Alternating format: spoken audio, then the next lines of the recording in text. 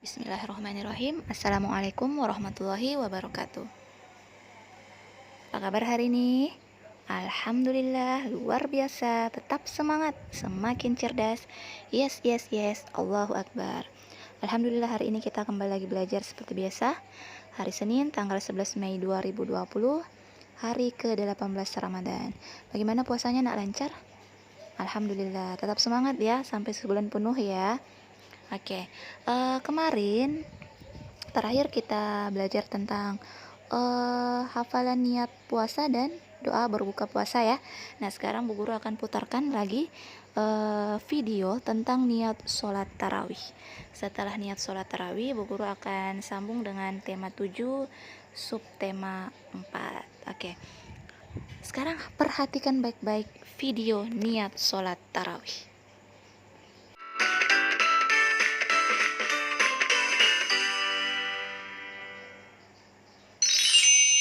Sholat tarawih. Usolli sunnata tarawihi ra'ataini mustaqbilal qiblati ma'muman lillahi ta'ala.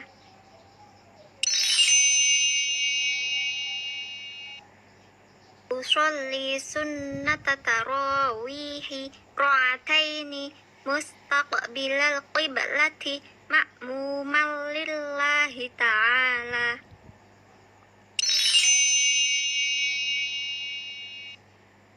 Usolli sunnata tarawihi ra'ataini mustaqbilal qiblati ma'muman lillahi ta'ala.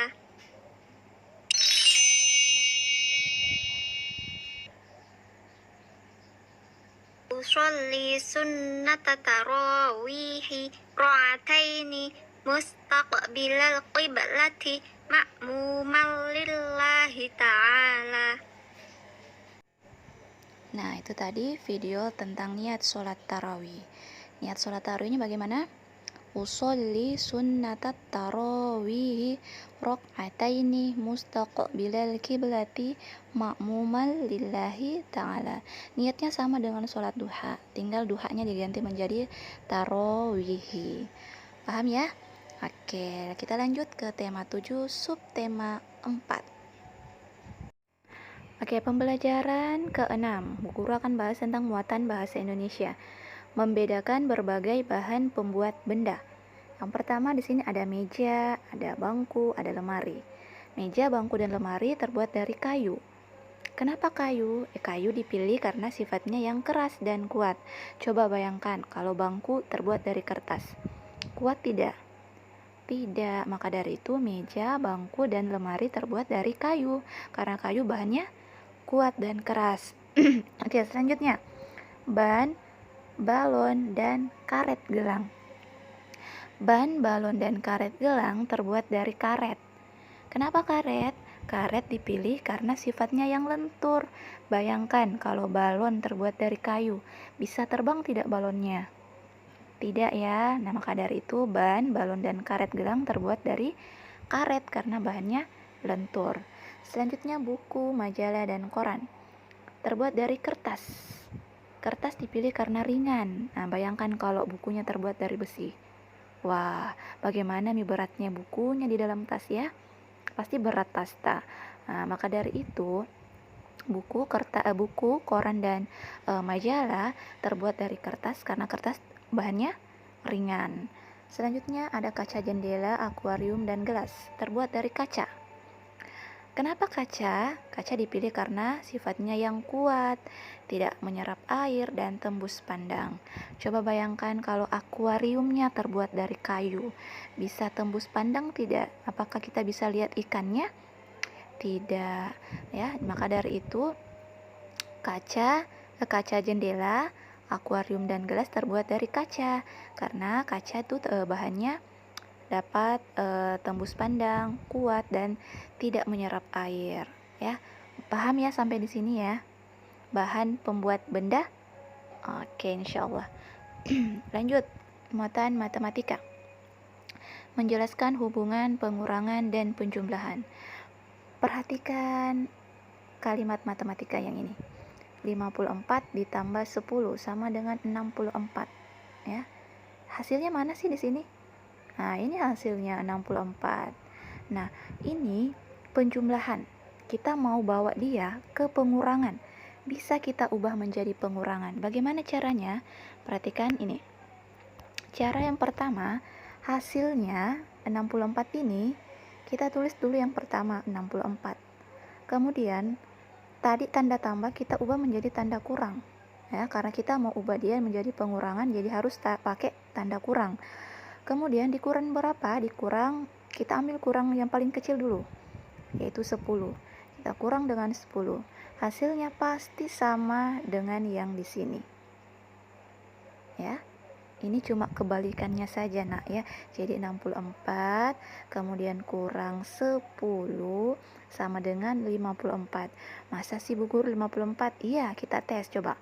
Kita tes ya, dari belakang 4 dikurang 0 sama dengan 4. 6 dikurang 1 sama dengan 5. Jadi jawabannya 54, sama tidak? Sama. Itu cara pertama. Cara yang kedua, masih 64 yang pertama. Kemudian kita kurang. Kemudian bukan lagi 10 yang kita pakai karena 10 tadi sudah, sekarang kita pakai yang di sebelahnya, yaitu 54. Sama dengan pasti hasilnya yang di tengah lagi. Gantian. Masa sih? Coba kita tes. 4 dikurang 4 sama dengan 0. Kemudian puluhannya 6 dikurang 5 sama dengan 1. Jadi hasilnya 10. Sama tidak? 10 di atas dengan di bawah. Sama ya. Paham ya? Nah, coba lihat ini ada contoh, Bu Guru mau kasih contoh. Perhatikan ya. Oh, 3-nya Bu Guru lihat. 35 ditambah. Bu Guru mau tambah dulu. Sebelum dikurang harus tambah dulu ya. 35 ditambah 21 sama dengan, nah sekarang kita jumlahkan yang satuannya dulu. 5 ditambah 1 sama dengan berapa? 6. Bagus. Hitung Ki nah ya. Hitung Ki, angkat Ki jari tak. Kita simpan di belakang. 6. Kemudian 3 dikurang di 3 ditambah 2. Ayo hitung. 3 ditambah 2 berapa? 5. Bagus. Jadi jawabannya adalah 56. Nah, sekarang 56 ini kita akan rubah ya. 35 tambah 21 sama dengan 56, kita akan rubah menjadi pengurangan. Nah, sama dengan yang tadi, hasilnya yang kita ambil duluan. Jadi kita tulis di sini 56 kemudian kurang ya. Bukan lagi tambah karena kita mau kurang. Kurang berapa? Kita kurang dulu yang paling sedikit. Paling sedikit ada 21.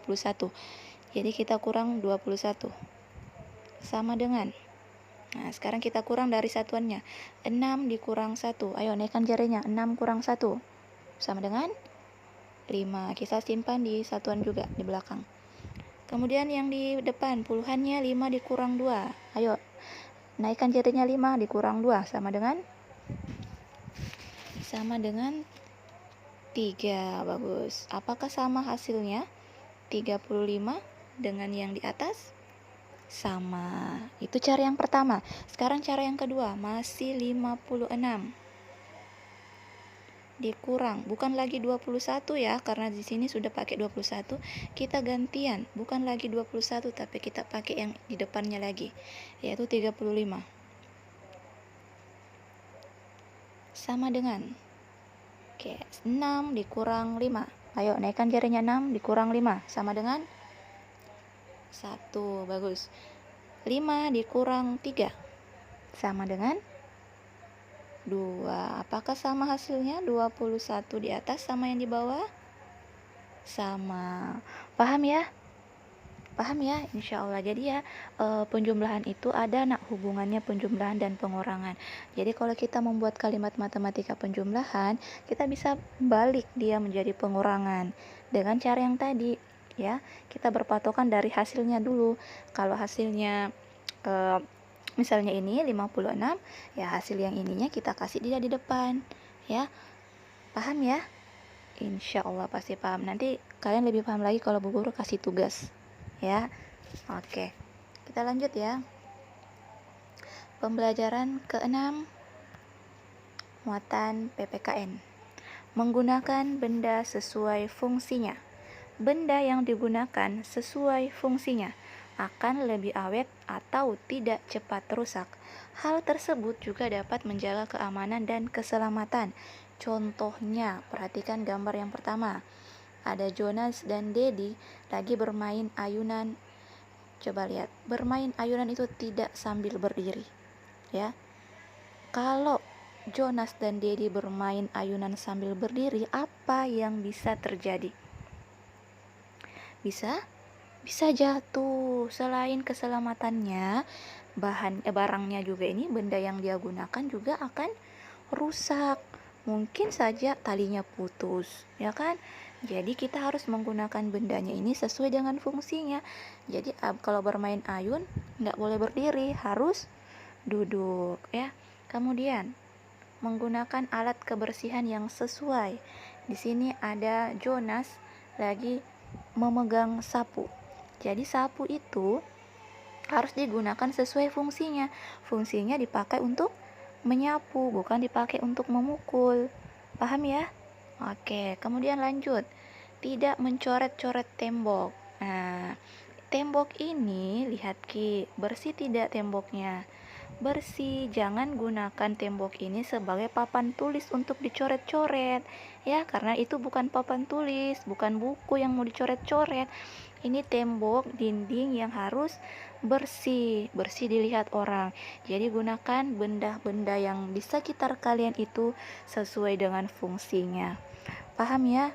Misalnya kursi tak di rumah, nak, kursi yang ada di ruang tamu tak dipakai duduk, jangan dipakai berdiri di atas lompat-lompat. Selain kalian bisa jatuh, nah kursinya juga bisa rusak. Paham ya? Oke. Tugasnya sama seperti kemarin, hanya menghafal niat sholat tarawih yang tadi Bu Guru putarkan. Jadi kalian hafal niat sholat tarawih, kemudian videokan ya. Itu saja tugasnya, menghafal. Insya Allah besok Bu Guru akan mulai kasih tugas Bu Penah. Karena dari kemarin Bu Guru hanya menjelaskan saja dari pembelajaran 3 sampai pembelajaran 6.